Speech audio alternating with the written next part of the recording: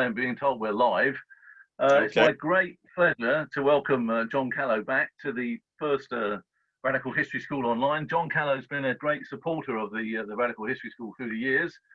I first met him after the very first Radical History School, which wasn't the greatest of successes I was concerned, and somebody said I should get John Callow to come along. And I went and found him, and he at that time was had just finished this book, the GMB at Work, the story behind the trade union, the GMB history. I met John in the marquee at Tolpuddle. I asked him if he'd do the next Radical History School. He went down the storm, and we've been inviting him back ever since. So it's a great pleasure to welcome you this morning, John. And just before we start, I thought we might just have a general chat about what you're going to talk about today, which is Jules Michelet, the great French historian who wrote a 19 or 1819 volume history of France and a really excellent history of the French Revolution. But beyond that, I think this is about the history of ideas, isn't it? Rather than the sort of general pragmatism of history. Well, I think the two intertwine, and I think when we're looking at the notion of a radical history school at Tolpuddle, all those things that Tolpuddle does so incredibly well as a festival, as a centre for the British trade union movement, ideas and practice are incredibly important. If we think about the very notion of the word radical, it means getting to the roots of things. And Michelet was one of those people. He was not only a radical politically, but he was radical in terms of getting to the real core of historical problems and ideas. And so many of the things we take for granted today, or in our common language, come from him. He's really the originator, isn't he, of history from below as well, the history of the people. He began to think about why people were important rather than monarchs, kings and queens and lords and ladies. Well, is that true? Yeah, that's part of his genius. I mean, there were other people around earlier, but he's effectively the one who represents an enormous break with the past. He's not writing for the elites. He works for the elites, but his message is far broader and far more democratic. So he's on that great wave of democratic libertarian impulse that comes out of the French Revolution. And some people have dismissed him as a romantic because he wrote books about love, about the history of love and different ideas as well. You think that's an unfair criticism of him? I think it's an easy way to dismiss him. I think that it's something I'm going to talk about in the body of the talk. But it's easy to label people and dismiss everything. Michelet is not romantic in terms of his approach, his language, his elliptical language, his flights of imagination, his gift for language leads him into romance. But even things like his study on love, for instance, are elements where he's playing with ideas and concepts in an incredibly modern way. It's not a history of great men, and it was the history of great men that was being promulgated up until that time. It's the history of thoughts and feelings, and that's one of the reasons that on one hand he can be appropriated by Marxist, socialist historians. Eric Hobsbawm thought a lot of him, for instance. On the other hand as well, Barthes and the postmodernists hail him as a great, forerunner. So he's a man of many seasons, many talents. Just to change it away from the body of your talk slightly, I'm concerned about the way in which history is taught in schools, the way in which social history has been sidelined, the way in which trade union history has been sidelined. When I left teaching, I wasn't allowed anymore, for example, because of the dreaded national curriculum to deal with the Tolpuddle Martyrs. How much do you think it's important that we get this history from below out back into schools and education in general? Well, I think it's incredibly important because if we don't do it, and by we, I mean true history from below, being written from the perspective of the great bulk of the working population, but also written by the great bulk of the population. If we only get one voice, if we go back to elite histories, we only get one particular version of the story. Think for a moment, if you walk into Waterstones or pick up one of those great fat Sunday supplements of the papers, what we end up with are reviews of enormous, rather turgid and weighty biographies of politicians and alleged statesmen and the odd stateswoman. And it doesn't really get us back, it doesn't get us that far. In fact, what it does do is fold us back onto 19th century discourses. So you're right, the shoehorning of educational curriculum into a few things that basically are about personalities doesn't really help, and it's a retrograde step. In terms of the universities, as they've been marketized, you have a push to degrees that are less theoretical, less rigorous, and are more, touchy-feely, should we say. The other thing to remember about this is that history from below, its rise and its fall, almost directly parallels the strengths and weaknesses of the labour movement.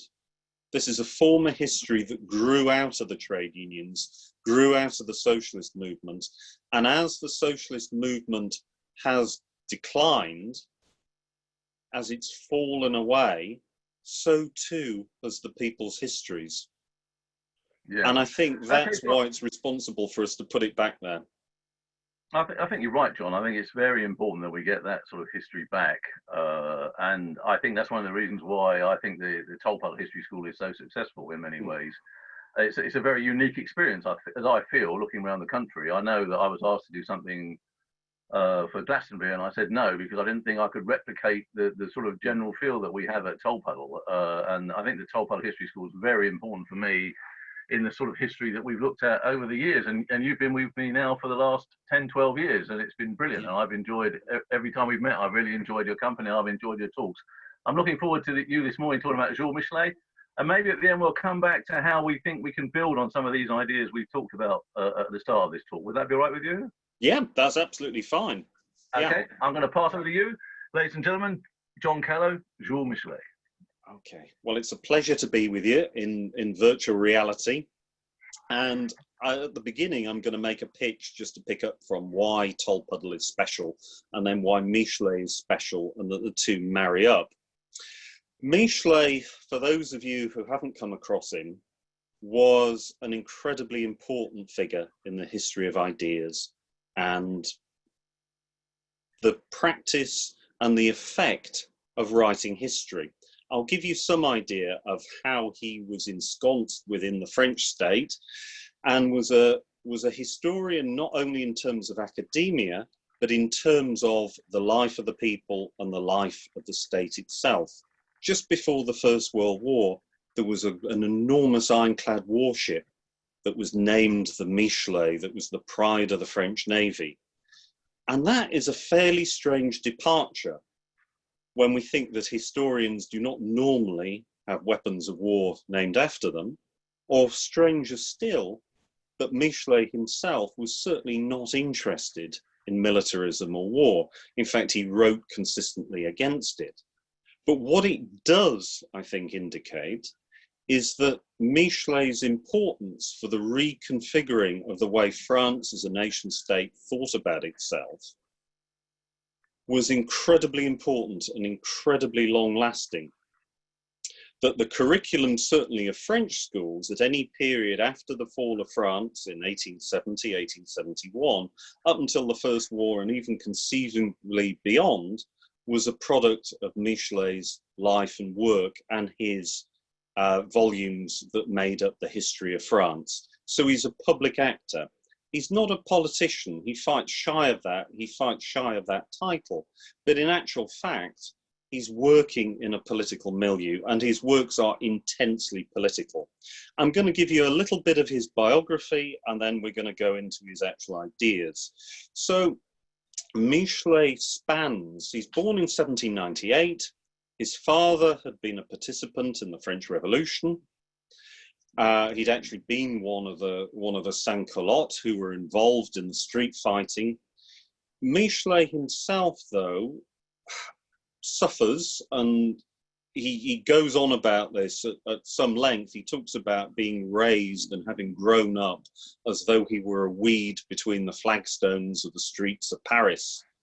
and that's how he talks about his childhood, his early years, that he was someone who felt that he'd been at the bottom of the social pile. His father's print shop was closed down on the orders of Napoleon.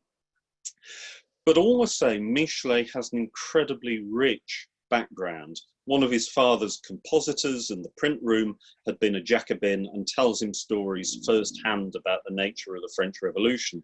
So it wasn't something learned and it wasn't something rediscovered. It was something vibrant. It was something living in the tradition for Michelet.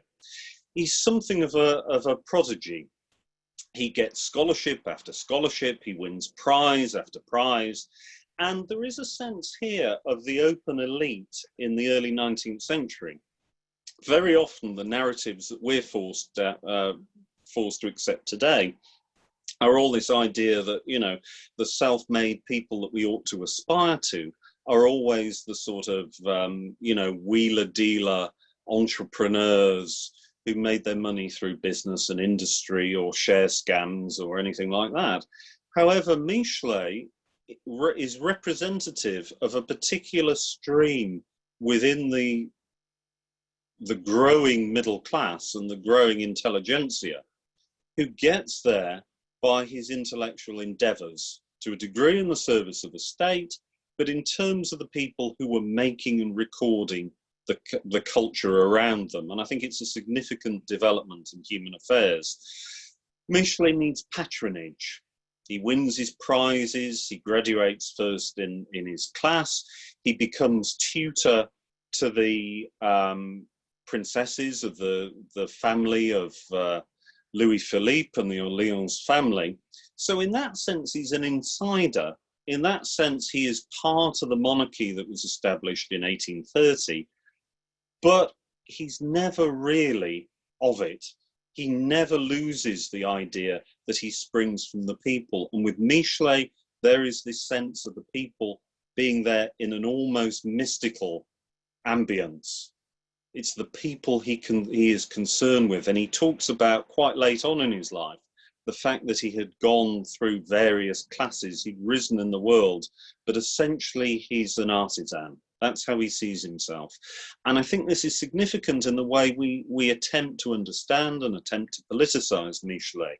He defies easy labels.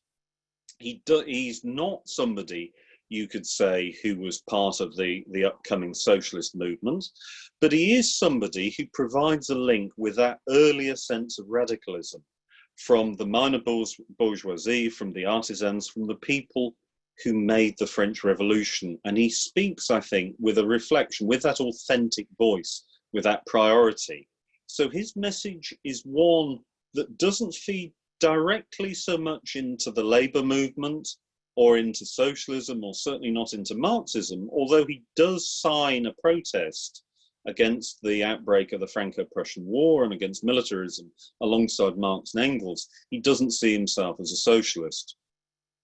He does, however, speak of the genesis of the labour and socialist movements, and also of a path and a language that was not taken, that of radicalism in its 18th century, early 19th century milieu. And this is where we have to situate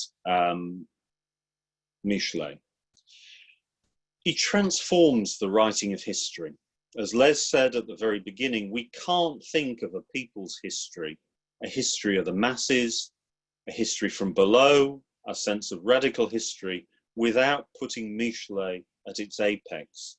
Before him, history tended to be the history of great men or great deeds. Michelet absolutely reviles the idea of the medieval chroniclers, people like Froissart. He has a memorable passage where he takes Froissart apart and he says, look, if you read this, you would have no idea that during the period this chronicle is being written, a third of Europe's population died of the Black Death.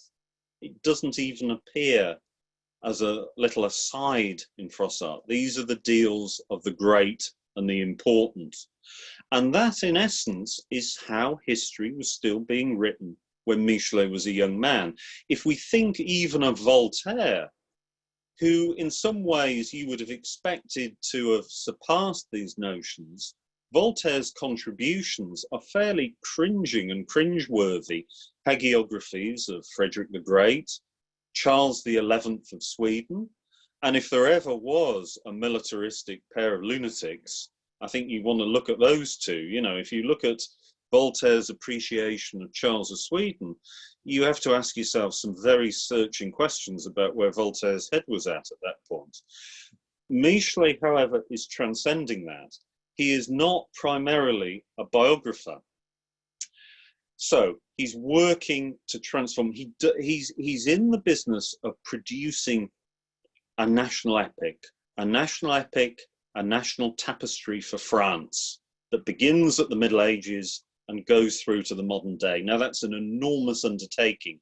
And one of the reasons that I do think Michelet is so very, very important is he is able to entertain grand sweeps of history and grand ambitions in a way that is almost unthinkable to us today. I don't think people are producing or consuming history on the same epic scale that Michelet was dealing with. So he is giving France its history, and he is attempting to personify the nation. Now, let's pick this apart. For us today, this is a particularly nefarious, a particularly double-edged project that, of course, today we look at nationalism, particularly on the left, within a very different schema. We know where it led to. We know where it led to in Nazi Germany. We know where it led to in recent times in the Balkans, with Greater Serbia, with Croatia, with all those things, where history has been distorted to provide very self-serving national epics. Michelet can be accused of aiding this. He's very keen on French liberty, but at the same time, he believes that you can export that liberty to other nations. So he's not terribly bothered by the idea that French armies could invade and occupy Belgium. You know, it's this idea that the Belgians or the Swiss have to play catch up with French ideas. He has very little to say about French imperialism in North Africa. What he does do, though, is look at the history of the nation in profoundly different ways. So he begins writing his history of the Middle Ages. He breaks off that at the time of the Great Revolution of 1848 that pulled down the Orleanists and briefly established another attempt at a republic before the rise of Napoleon III. And he goes on to his history of the revolution, informed by the revolution of 1848. But what he does in the meantime is give us a whole new vocabulary. If we talk about the rebirth that was heralded by the Renaissance as a major watershed in human affairs, then it's Michelet who coins this term. If we think about the recovery of Joan of Arc, then that is Michelet. Joan of Arc had been a pretty marginalized figure until Michelet recovers her in his history. If we look at the modern movies made about Joan of Arc, she is, to all intents and purposes, his reimagining and his reconfiguring, and she is his ideal. So he's looking at the Middle Ages in very different ways that aren't simply about the knights and the barons. It's history told through the ideas of a peasant girl who he sees as being the symbol of the nation and everything that was actually good in France. I'm going to try and find for, here we go, I've actually got it to hand this morning. I'll give you a flavour of his prose now, and here he's talking about the age of chivalry. He's talking about France in the age of Louis XI and the chateaus along the Loire and all those things that, you know, still linger with us. You know, when people today go to a National Trust property or an English heritage property, they tend to assume that they would have been the ones living there. I mean, it's fun, it's romance, it's license, it's why reenactors dress up, it's why we engage in the past, and there's nothing wrong with that. But we shouldn't perhaps take it as serious history and only seek to retell those tales. So Michelet opens up his passage as follows, and this is showing Michelet in some ways as the anti-romantic. And he begins by saying, today there are few chateaux left. The decrees of Richelieu and the Revolution have seen to all that.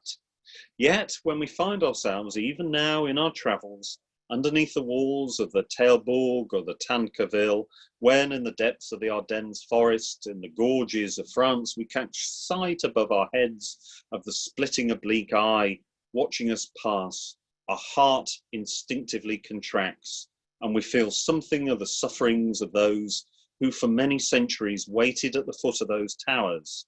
To know if we do not, men need to have read to them the old histories. The souls of our fathers still throb in us for the pains that have been forgotten, almost as the man who has been wounded still feels the ache of the pain in the hand that he has lost to the executioner. So this is Michelet reminding us very starkly that the ruined, picturesque castles of the Romantic and Gothic ages were instruments of repression. There's perhaps no starker view of this, other than Michelet's wonderful prose, than if you go up today, I think it's still there, outside the castle that overlooks Ljubljana in Slovenia, former Yugoslavia.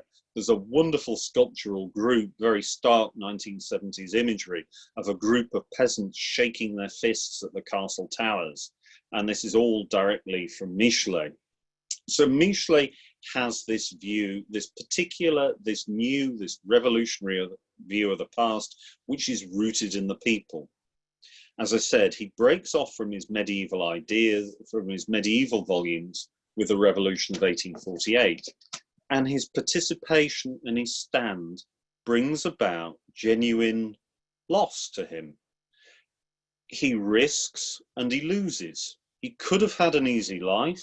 He could have succumbed to the rule of Napoleon III, which he absolutely hates and despises, but he doesn't. So he loses his job at the university, he loses his job in the archives, and he loses his public positions. His lectures are broken up, as they had been actually beforehand in 1830. He was certainly a hate figure in academia because he tackled the Jesuit order, clericalism, and the Catholic Church head on. He writes a particularly vitriolic and a particularly telling attack on clericalism in a book early on that's called Priests, the Women and the Family. And he's looking at the way that the clergy, as he saw it, absolutely perverted the base of the family and French womanhood. So he takes them apart and he sets up Molière as one of his great anti-heroes, as exposing all of this through the fictional figure of Tartuffe. So Michelet loses his office. He becomes, if you like, the greatest purveyor of outsider history. He carries on writing, but he does so in very different forms. He goes on to particular theoretical books, his study of the French people, his study, and this is telling, of women of the French Revolution. It's a great little book. It's informed and infused by passion, and here you can feel the limitations on Michelet, the limitations on his work, the limitations on the options that were actually open to him. That what Michelet is trying to do, and he's got a great passage in there where he says that he feels the limitations upon him, that he can't get towards the unknown women. He's still dealing with the great women of the revolution, you know, Madame Roland, etc., Charlotte Corday, those sorts of people. He does provide within it, though, a rather charming vignette of the Duplay family, who were Robespierre's, well, landlords and landladies. They provided his mistress, his semi-official kind of wife. And he does provide a rather lovely vignette of a radical family home in the 19th century. He also, in one intriguing, one tantalizing passage, talks about the fact that he had met with and he'd sought out this woman who was an actress, who was still practicing, still acting on into the 1820s, who had been the woman who acted the part of Liberty at the great fetes of the First French Republic. She had been Liberty in the converted Cathedral of Notre Dame when it was turned into the Temple of Liberty. So at the Festival of the Supreme Being, just before the fall of Robespierre, it was her who ascended to the former altar and the plinth and actually addressed the nation. So he sits this woman down and he tries to recapture her memories. infuriatingly, though, from our perspective, he doesn't say an awful lot about it. He says, well, you know, it's kind of curious that she was clearly picked for her stature, her poise, her deportment, about the way she looked. But if you got up close to her, she had a squint because she came out of the Parisian gutters. So he does this. He doesn't really carry it necessarily all the way through. But he is somebody, however he dispenses with the Germanic novelty of footnotes or endnotes for your sources, he is sources based. He's elliptical, he's imaginative, he has continual discourses and arguments, if you like, with the past. But it's all based on his reading of the archives in a way that nobody had done before. He was, for better or worse, the only historian to have got into the Hôtel de Ville in Paris and looked at the actual records of the Paris Revolutionary Commune. They were lost in 1870 in the fighting and the bombardment in the Second Paris Commune. But it's Michelet who bothers to track them down, to look at them and record them. So those little dissected pieces, the palimpsests we find in Michelet's work, are absolutely everything that we have of that period of history. So Michelet is sources based. It's not enough to just dismiss him as some kind of hopeless romantic. So he's out of work. He needs to do things for money. He needs to do things for survival. He needs to do things to keep a hearth and a home above his head. And also because he is one of these marvelous people who is driven to write. He's driven to his muse. He's driven to Clio. So throughout his life, he rises at 4 and he works and reads and writes constantly. Even when he's out going for his daily walk, he has some book or other that he's got his nose stuck into. So he's continually productive.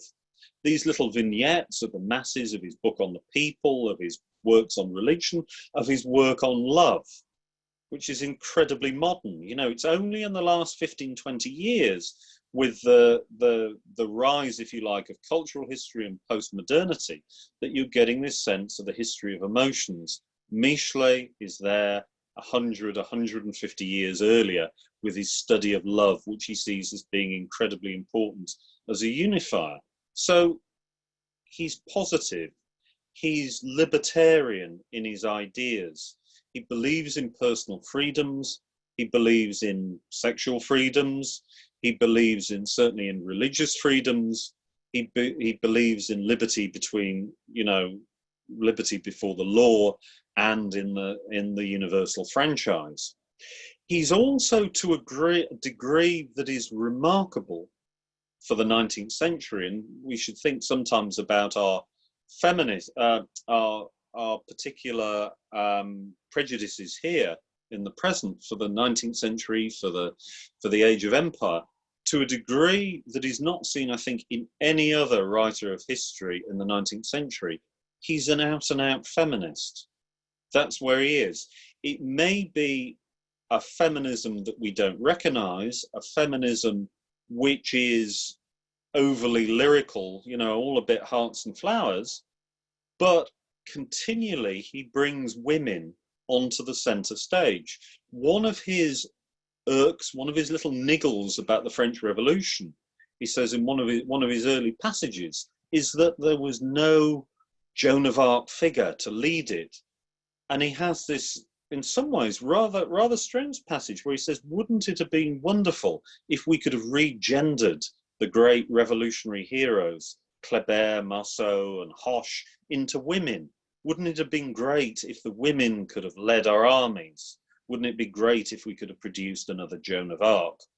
So there is that sense, to a degree, of Michelet putting women at the center of the frame in a very dramatic and a very important way.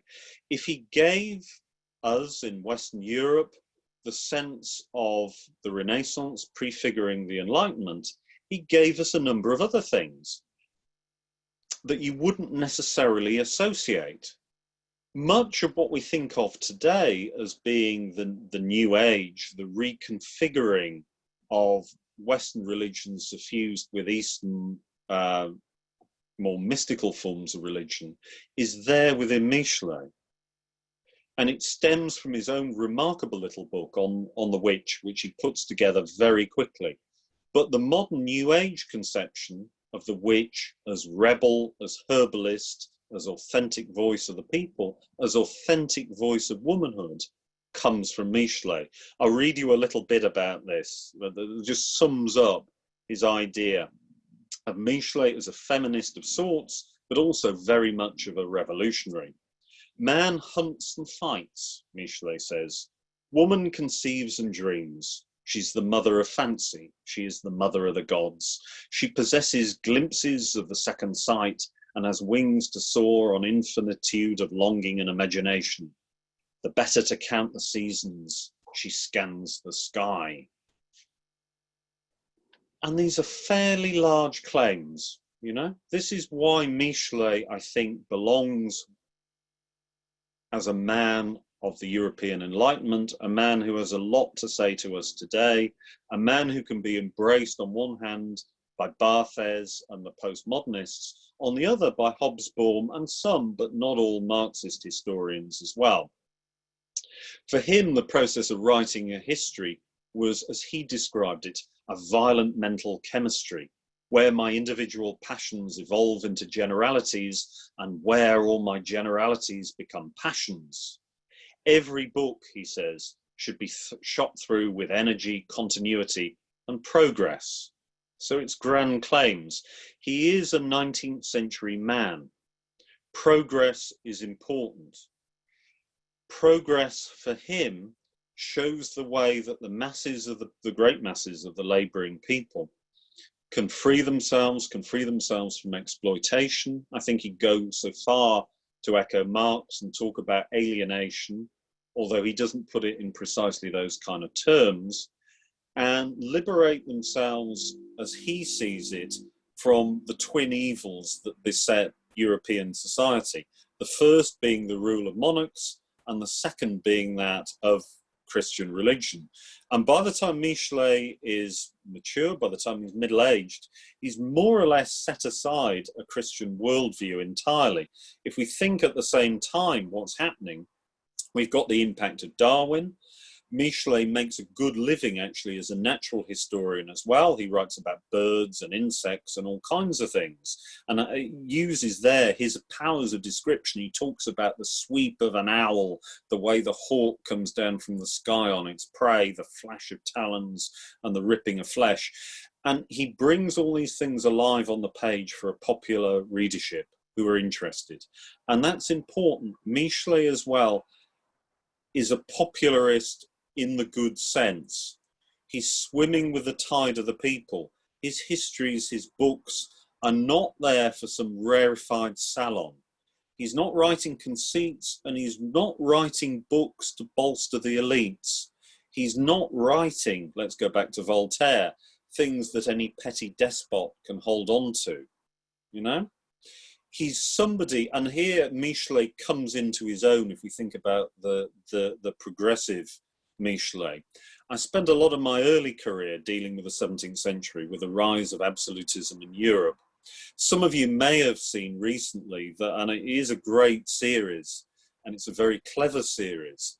There was a French co-production on the BBC about Versailles, the court of Louis XIV. But there, in many respects, what is celebrated is his grandeur, his absolutism, the lust for power, for greatness as he perceived it, personal dominance.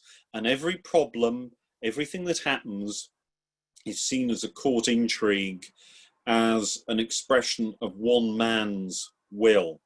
Now, I'd suggest if we take that as a remit for writing history, we're dealing with pretty desperate territory, you know? The idea that some people have more right than others, some sufferings, some dreams have more legitimacy than others. Michelet comes to Louis XIV, who was seen in many respects in the 19th century as good as it got, you know, the Sun King. If we think about poor old King Ludwig II of Bavaria building his great castles in emulation of Louis XIV, trying to be him in a Germanic setting. He doesn't see himself as the Sun King, he sees himself as the Moon King, trying to reinvigorate this as a litmus test for monarchy. Michelet strikes against this in very different ways. How does he view the Sun King? Well, basically as a kind of petty tyrant. And I'll pick this up in just a few little passages. He caricatures at the end of his volume on that particular period of French history, talking about the old Louis whose armies are now being defeated, they're being broken, the misery and starvation of the countryside, the melting down of the silver and gold ornaments at Versailles, the taxation heaped and heaped and heaped upon the back of the French peasantry.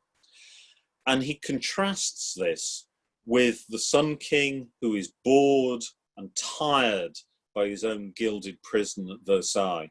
He's tired of the increasingly deaf and bigoted Madame de Maintenon.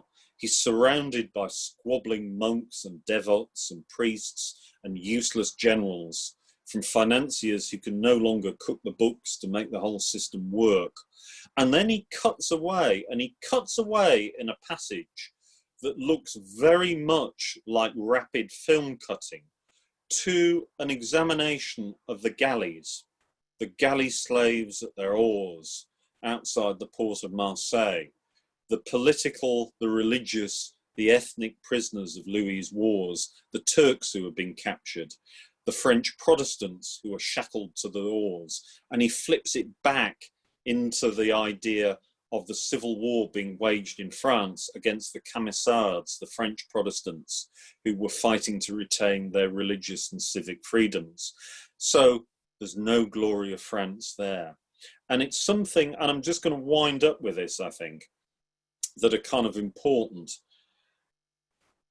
that the glory for him is in the collective, in the spirit of women and men. And I'm putting women first there because Michelet, in his own way, always put women first. He sees it as collective advance, collective triumph.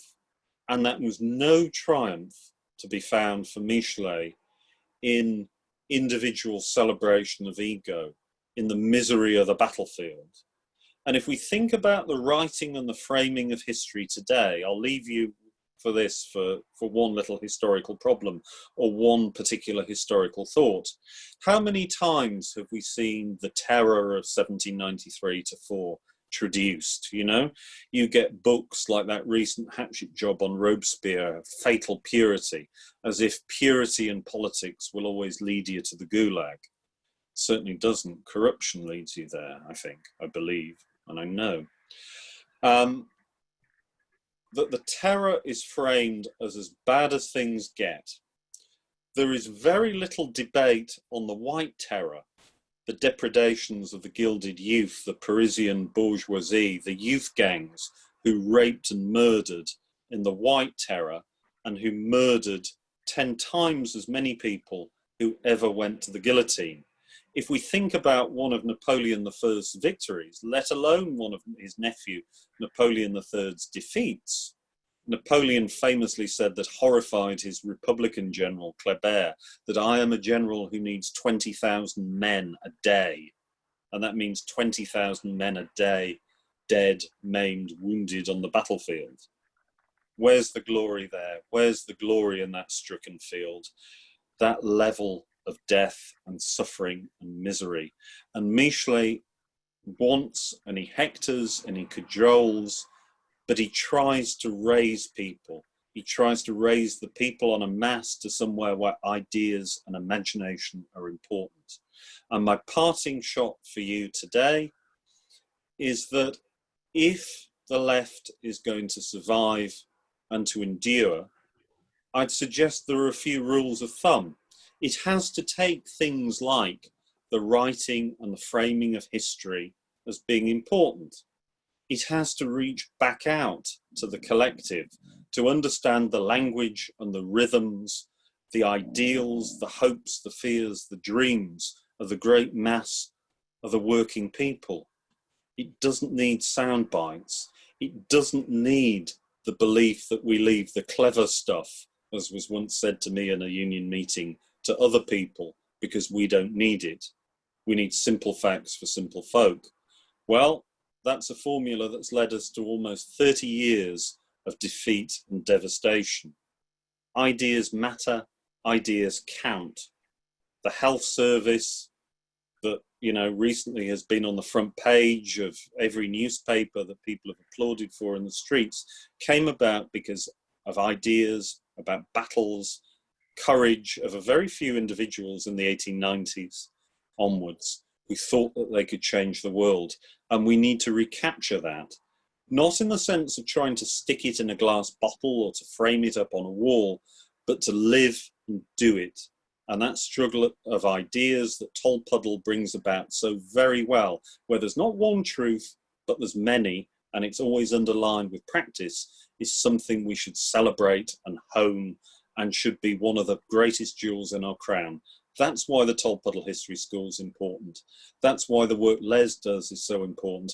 And that's why, even though we may not agree everywhere about our terminology and we've been bedeviled with sectarianisms, we can respect each other and we can learn and we can take things forward.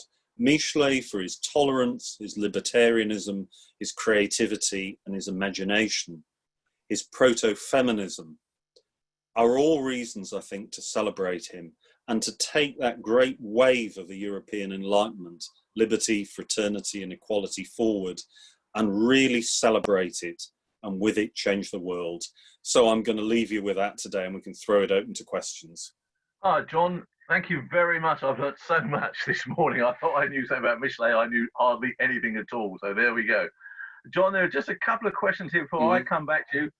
John Courtney has said, why do contemporary historians use the present tense when relating to historical events? Not sure I can answer that one, John. Well, because I'll give you a simple one, because they're sloppy. Because I think what has happened, almost unbelievably, and I'll give you a quick, for instance, from my own experience. One of the I was so lucky when I was first at university with some of the teachers I had.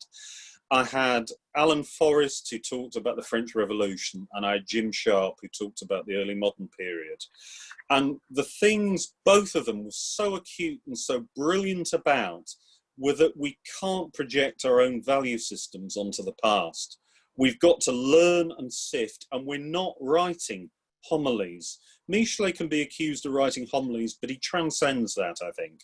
He looks to the authentic voices of the past. And I think now, actually, popular history is in a real mess. It is dumbed down, and we've had the reinforcement of elite history and of biography. Now, I can't talk because I've written biography, but, you know, there we go. I've also written other stuff on union histories and things about that, you know, try and be in the frame of Michelet. But I think if you go into Waterston's, you will see history told from the perspective of the winners and predominantly still through the voices of great men and a few great women. But even when women are couched, they are couched in terms of their access to power, their access to wealth. And I'd suggest to you all that the triumph of feminism and the triumphs of equality is not elevating women to the status of bad men. As Michelet said, they should be superior in every blinking way. And in a way, I had this discussion at last year's Tolpuddle Festival. What historical writing can't take is the man or the woman who comes from a privileged background who joins with the masses.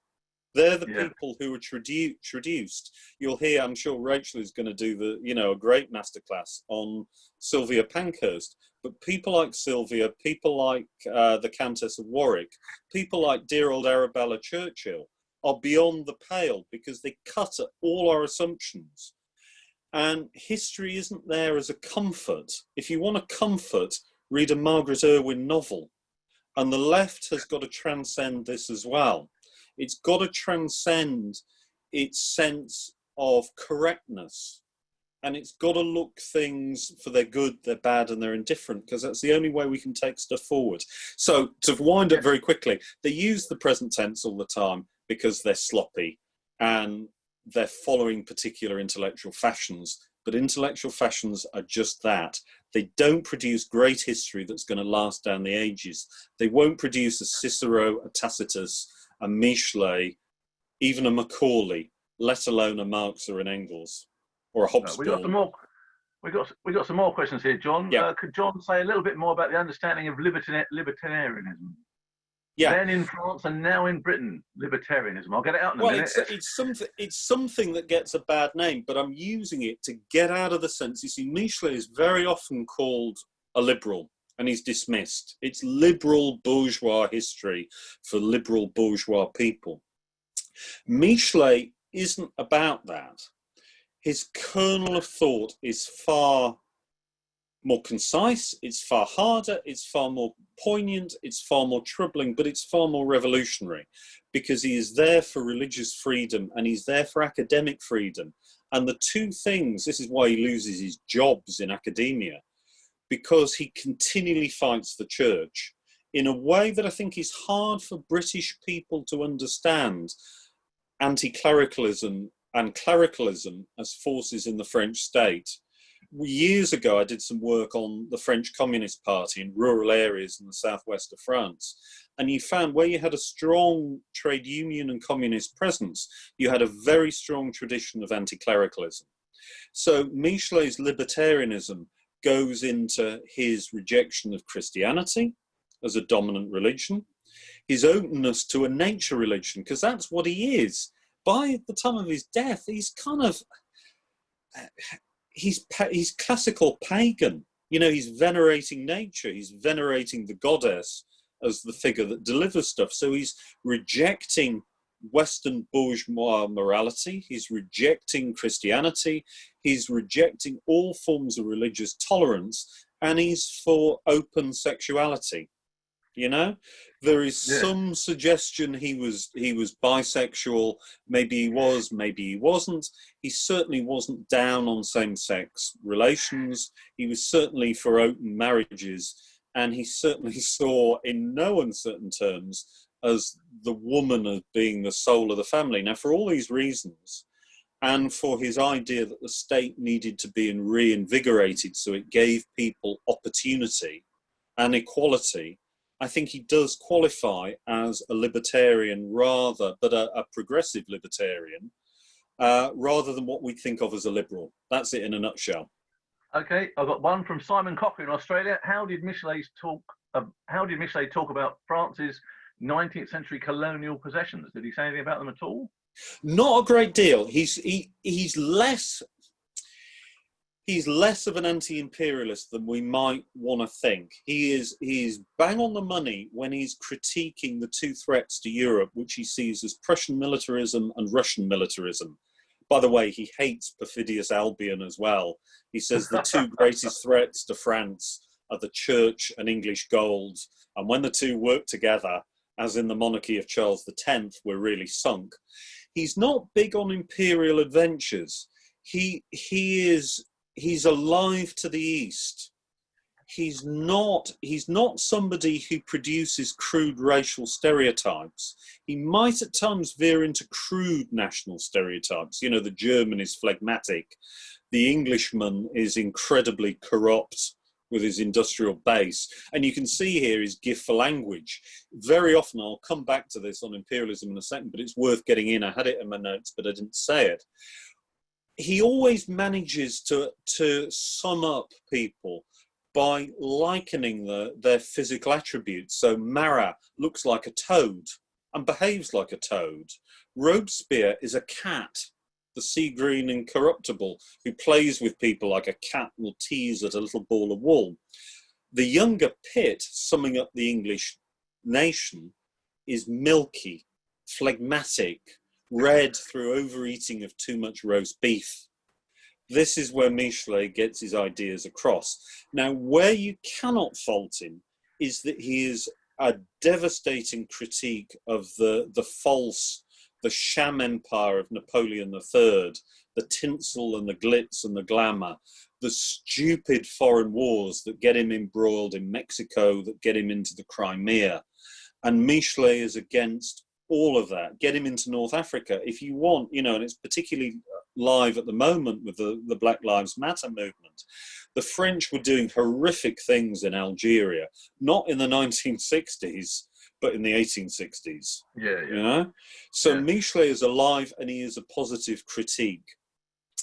Can we attune him to all? And this is why I think Michelet is worth the study.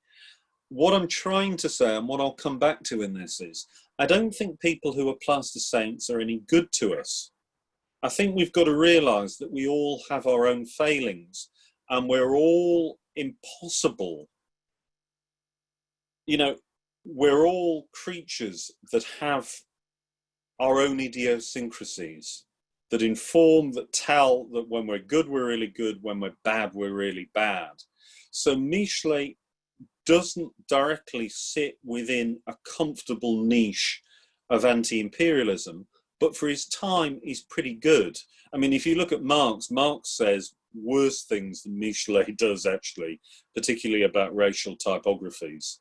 Michelet isn't there. I think his most troubling thing, actually, the worst thing about Michelet for me is that he cannot get round his own logic, that he sees the declaration of war that sent France against Europe in the 1790s as being a great moment, whereas Jacobins like Robespierre, like Marat, were saying this is disaster, the revolution will drown in terror if we try and stick liberty on the end of a bayonet. And that is what Michelet doesn't get. You can't export a revolution. You can't export liberty. We've got to be off air in about 3 or 4 minutes because Shami Chakrabarty's coming on. So 2 more quick ones. Was Michelet forgotten or ignored by the French in the early 20th century? I'm thinking particularly about the carnage of World War I, where French leaders were happy to sacrifice 20,000 soldiers a day.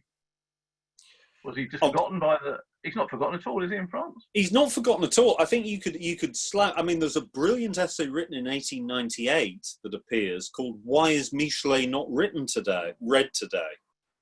But he was, and I think in some ways his triumph is actually in the Republic of Clemenceau that toppled into that war in 1914. All the heroes that are used are the French revolutionary generals. Clemenceau's famous comment that I think he's dead right about, actually, is he says you have to take the revolution as a whole. You either buy into it or you don't buy into it at all. It's of a piece, and its actors were of a piece. That is profoundly out of Michelet's mouth.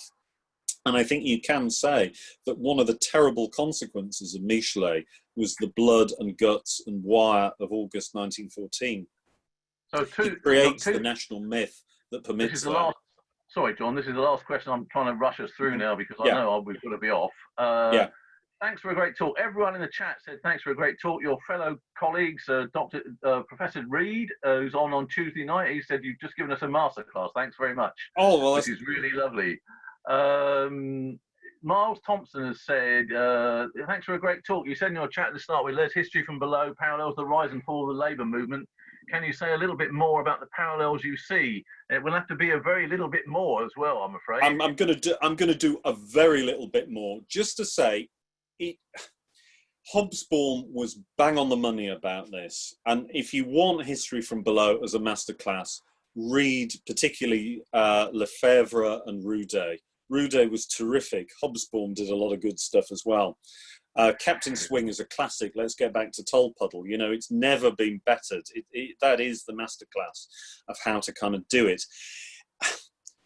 Hobsbawm is bang on the money about this when he talks about, in one of his little essays, the fact that people's history came about because of the struggles of the Industrial Revolution. The unions wanted to look back to their roots, to the Chartists, to the roots of socialism, to Babeuf, you know, the first revolutionary communist. These people who were utterly irrelevant until the 1890s suddenly come into their own. The 1960s, the Wilson government, the white heat of technology, the new universities, they are the apogee. What are they teaching? They're teaching rural history. They're teaching local history. They're teaching trade union studies. They're teaching all these subjects that have now disappeared off the curriculum. Why have they disappeared off the curriculum? Because the unions have shriveled. We're not self-confident. We've abandoned 1789. In 1989, we've thrown the baby out with the bathwater. We apologise for ourselves. We turn our back on history. We turn our back on ideas. Not the people who are tuned in today, but the bureaucrats and the time servers who've led the movement to defeat after defeat after defeat, who've tried to be respectable. Let's go back to basics. There was nothing respectable about the Tolpuddle Martyrs. And the longer people like they and Michelet start celebrating ideas, and like all the people who tuned in and this wonderful school we've got at Tolpuddle, and celebrate it, we might just get back to the glory days and we might just do something new. So that's my pitch for today. No, it's brilliant, John. We had 58 people at the height, right smack in the middle, which was wonderful. Thank you for your help and support with everything you've done for the Tolpuddle Radical History School. I hope to see you there next year when we can go back to migration. Hopefully we'll be meeting in tents next year, who knows. Chris Reed's come back. We don't forget Edward Thompson. I'm sure all of you remember Thompson as well. That is a mea culpa. E.P. Thompson was amazing. And so is his wife, Dorothy. Dorothy needs to be remembered as well. The best meeting I ever chaired was with Dorothy Thompson on Chartism, and she was incredible. Okay, so we've got to crash out of here now. I do apologise for this. Thank you very much, everyone, for coming. Well, thank you very much, John. I really appreciate the time and effort you put into that. And I know from the comments I've seen, people have loved it. Great. Every success, and it's a pleasure. Cheers, mate. Bye-bye. Cheerio. Bye. Bye.